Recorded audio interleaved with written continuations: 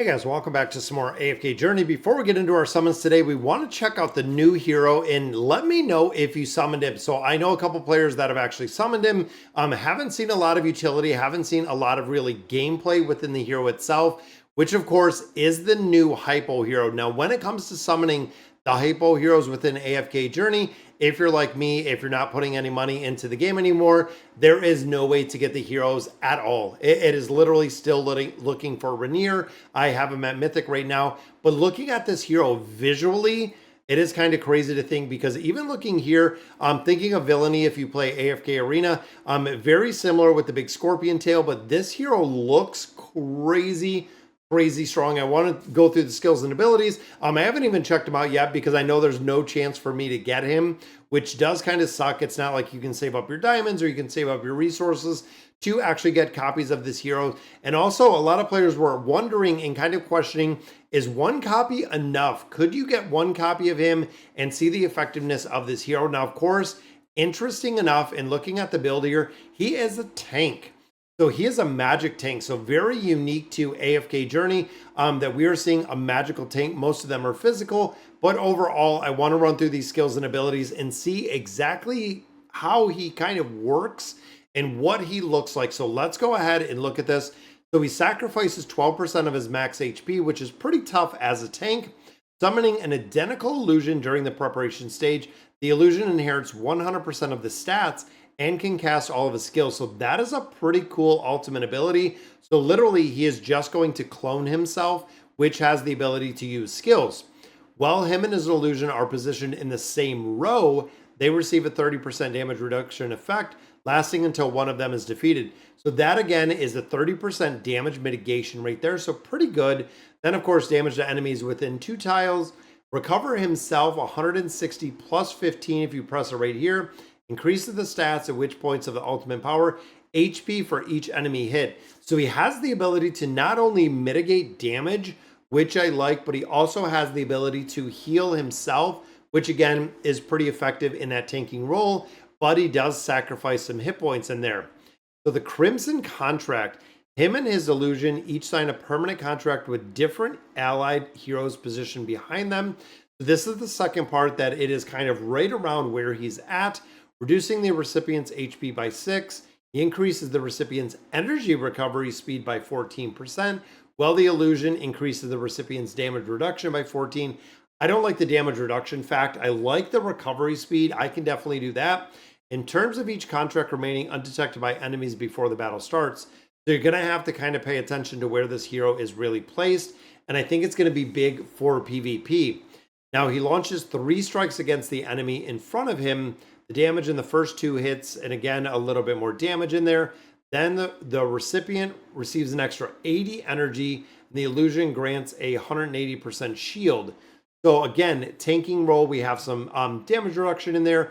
Also have some energy regeneration, which is really good, and the energy recovery speed. Now the Vicious Sting, that is probably one of his 3 tails. Stings an enemy in front, dealing 50% damage, inflicting them with paralyzing venom. Enemies affected will have their haste reduced, vitality reduced, will also lose HP, so it's kind of a damage over time, while restoring 3% of the caster's max HP per second. Enemy HP can exceed 40% of the attack per second, and then of course the ratio goes up to 4.5. So overall, pretty good. There's no paralyzing venom, is not doing a stun, which again, PvP wise, that would be pretty good, but there is a reduction or kind of slowdown in abilities. Now this one is interesting.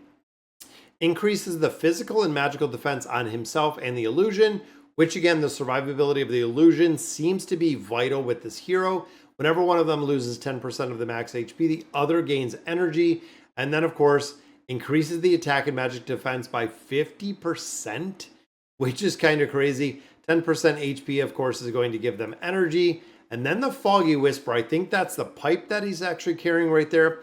Taunts the enemy who deals the most damage if his illusion is defeated before he is. So again, very specific to when they're going to die. And there is the crowd control. There is the stun for this hero. Then, of course, summons a new illusion in front of himself if the previous illusion is defeated.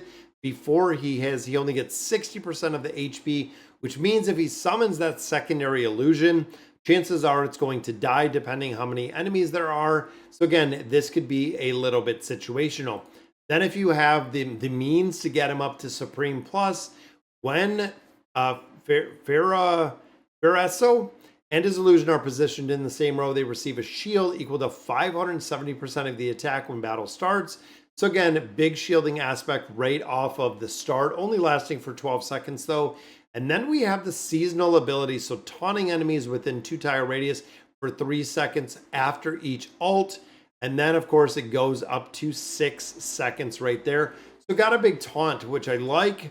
And of course the enemies have to be within a 2 tile radius.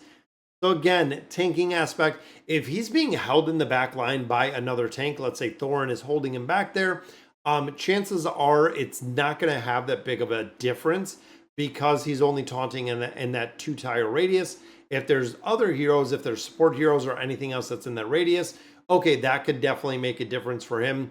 But overall, guys, like I said, if you built him, let me know, because I don't see him being super effective. Again, PvP, yes, seems like that is going to be absolutely a very effective PvP hero. Rest of the game modes might be not as effective. Now, of course, we do have a couple summons in here. We've already summoned a copy of Soren, 5 more to go. So I'm going to go ahead and I'm going to see if we don't have to use all 5 of these. So I'm going to go ahead and do them one by one, because we did get 4 letters out of the other event that is going on right now. Again, I wish I could just skip the animation, but there is a copy of Naru. Come on, I know it's going to take a little bit. The Omnicorn. Are they going to make me really go through? This is our last card. Is it going to be the pull? And it is no. So they did, I believe, what? We have one pull. They made us do all 40 summons. And of course, this one is going to be guaranteed to be Soren, but we had to do 40 summons, guys. They made us do all of them. That's incredible. There we go. There's the copy of Soren, and that was the last one that we got. And of course, that gives us 6 more chances, and we have 3,000 diamonds. So I'm going to go ahead and burn through our 3,000 diamonds. Maybe we'll get lucky and pull another one, because they just made us do 40 out of there, which is pretty sad. And this just gives us a copy of Odie, which I'm okay with, because Odie we're still building up, and we're still building him up all the way to Paragon levels, which of course is going to be kind of crazy. So we have 21 in here. Now, wish list wise, you can see we have a lot of the heroes built out. We actually put Floribel in here. Both of them are maxed. We actually do have Ulsa already maxed out, and then they're not maxed out yet, but looking at Cassius and looking at Vela, they're ones that I would want to get first. Then, of course, the other 3 in here are maxed. Looking at the effectiveness of a lot of heroes within an AFK journey, most of them, or a lot of them, are not being used. It's kind of sad to see, but yeah, there's a lot of them that are not being used anymore. And as we continue to get more heroes to the game, of course, the utility of the heroes we currently have are just going to go down less and less. We're going to see less utility for a lot of these heroes. And there's our 2 pulls. And there we go. We get a copy of him. That is very cool. So Mauler Tower works incredibly well. And we know we were looking for copies of right here, Shakir. We were looking for copies of him because, again, few game modes where he can do a lot of damage, honestly. Definitely wanted to put him in here. And then, of course, we were looking for Cassidy. We're looking for Floribel. So maybe with what do we got? 30 of 30, but we have 25 in here. And we get a copy of Vela. 1 for 1 with Vela. I like that. There is the Ascension bundle for Legendary Plus. And we get a second 2 for 2. I'm going to use the other 5 in here because we have 25 more to go. But that is 2 for 2. There's a copy of Corinne and Odie. Look at the luck in here, guys. And Naru. And our final one right here gives us some more Omnicorn, which, okay, I'm okay with. And again, Stargazer, there's nothing we can do, guys. We have 5 more copies for Rainier, which means, again, short of getting them out of somewhere else, we're not going to have the ability to get any more of these for another 3 weeks in its entirety. So kind of sad. Guild Store, we can get another copy. And they did put them in there. They did put the new hero in there, which, again, 1 copy effective. A lot of players are saying no, not in the tanking position, which means the priority will still stay with Rainier to go ahead and build out within AFK Journey. But all right, guys, so that is going to do it for today's video. Let me know in the comments what you guys think. And as always, thank you guys for watching.